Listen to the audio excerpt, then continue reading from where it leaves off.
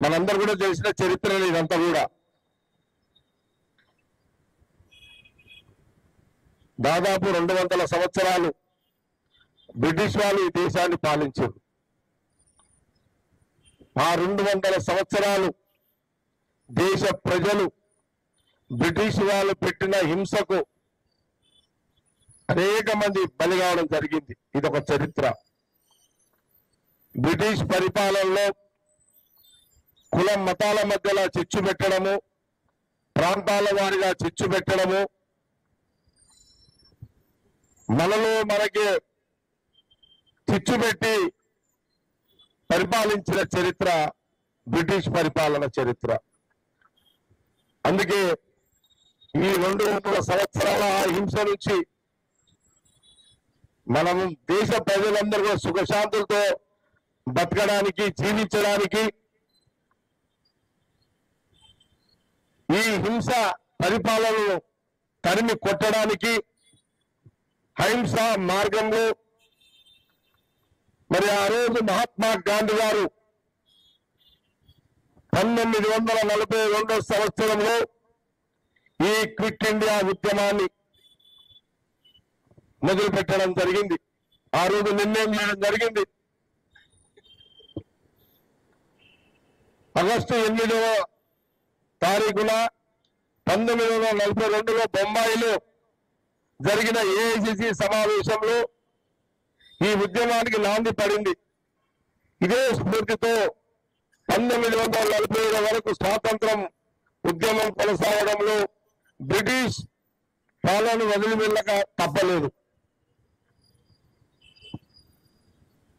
దేశ ప్రజలు స్వతంత్ర కాంక్షను పెంచి దేశానికి స్వాతంత్రాన్ని వచ్చేలా చేసింది. నేటికి దేశ ప్రజల్లో అదే స్ఫూర్తి నెలకొని ఉంది. కాంగ్రెస్ నాయకులు ఉద్యమాల స్ఫూర్తి దేశ ప్రజల్లో ఇంకా నిలబడి ఉండడానికి అప్పటి నాయకుల సాహసాలు, నిజాయితీ, త్యాగాలు కారణం. నేటికి మహాత్మా గాంధీ, నెహ్రూ, ఇందిరమ్మ, రాజీవ్ గాంధీ, సోనియా గాంధీ, రాహుల్ గాంధీ, ప్రియాంక గాంధీ తదితరుల కాంగ్రెస్ సిద్ధాంతాలను మన ఏఐసిసి అధ్యక్షులు ఖార్గే గారు ఈ రోజు సిద్ధాంతాలు ప్రజలు నమ్ముతున్నారంటే వారి త్యాగాలు. ఇచ్చిన మాట నిలబెట్టుకోవడం, ప్రజల కోసం ప్రాణాలను సైతం లెక్క చేయకుండా పోరాటాలు చేయడం, జైలుకు వెళ్లిన ధైర్యంతో పోరాటాలు చేసి ప్రజల కోసం పనిచేయడమే కాంగ్రెస్ యొక్క నైజం. కాంగ్రెస్ పార్టీ పుట్టి దాదాపు 140 సంవత్సరాలు ఇప్పటి వరకు 140 సంవత్సరాలు అయింది. నిజంగా మరి ఈ క్విట్ ఇండియా మూవ్మెంట్ భారతీయులను ఒక్కటి చేసింది. బ్రిటిష్ వారిపై శాంతియుత పోరాటం చేయడం జరిగింది. శాంతి, సహనం మహాత్మా గాంధీ మనకి ఇచ్చిన ఆయుధాలు. అవి మాత్రమే దేశాన్ని సంఘటితంగా ఉంచుతాయి. స్వాతంత్ర ఉద్యమం గురించి యువత తెలుసుకోవాలి. ఇది వాస్తవాలు. ఎందుకంటే ఇంత పెద్ద చరిత్ర, ఎంతో మంది ప్రాణ త్యాగాలు, బలిదానాలు, ఇవన్నీ త్యాగాలు చేసిన వాళ్ళని స్మరించుకోవడం, జ్ఞాపకం తెచ్చుకోవడం మన యొక్క ధర్మత. అందుకే ఈ రోజు యువత తెలుసుకోవాలి. ఈ రోజున కొత్త జనరేషన్ కూడా తెలుసుకునే ప్రయత్నం చేయాలి. ఆనాడు మహాత్మా గాంధీ, నెహ్రూ వంటి స్వాతంత్ర యోధులు ఈ రోజు కొంతమంది నాయకులు వాళ్ళని విలన్గా చూపిస్తున్నారు. ఇది కూడా గమనించాలి దేశ ప్రజలు, ఈ యువత కూడా.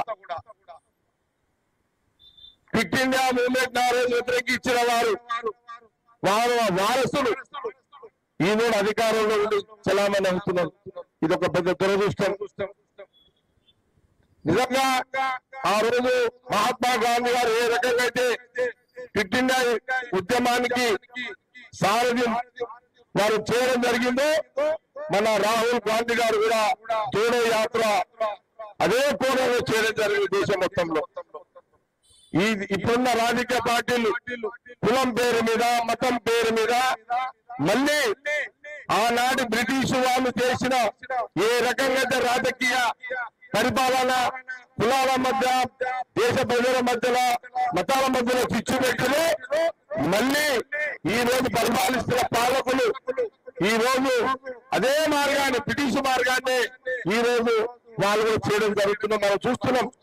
మతాల పేరు మీద రాజకీయ అధికారం కోసం ఎప్పుడు కూడా కాంగ్రెస్ పార్టీ ఆనాడు నుంచి మొదలుకుంటే, మహాత్మా గాంధీ నుంచి మొదలుకుంటే, ఆనాడు నెహ్రూ గారు కానివ్వండి, లేదా మరి ఇందిరాగాంధీ గారు కానివ్వండి, లేదనుకుంటే రాజీవ్ గాంధీ గారు, ఈరోజు సోనియా గాంధీ గారు, రాహుల్ గాంధీ గారు, ప్రియాంక గాంధీ గారు, మల్లికార్జున ఖార్గే గారు, ఏ రోజు కూడా దేశ ప్రజలు బాగుండాలి, ప్రజలందరూ సుఖశాంతులుగా ఉండాలి, మరి కులాలు మతాలు అందరూ అన్నదమ్ములుగా ఉండాలి, ప్రాంతాలు ఒక ప్రాంతం ప్రాంత ప్రజలు అందరూ కూడా కలిసిమెలిసి ఉండాలి, ఒక భావనతో, ఒక ఆలోచనతో ఆ మహాత్మా గాంధీ గారి యొక్క ఆలోచనలను అమలు చేసే పద్ధతిలోనే మరి రాహుల్ గాంధీ గారు ఈ జోడో యాత్ర దాదాపు 4,000 కిలోమీటర్లు భారత్ జోడో యాత్ర, తర్వాత 4,000 కిలోమీటర్లు భారత్ న్యాయయాత్ర చేయడం జరిగింది.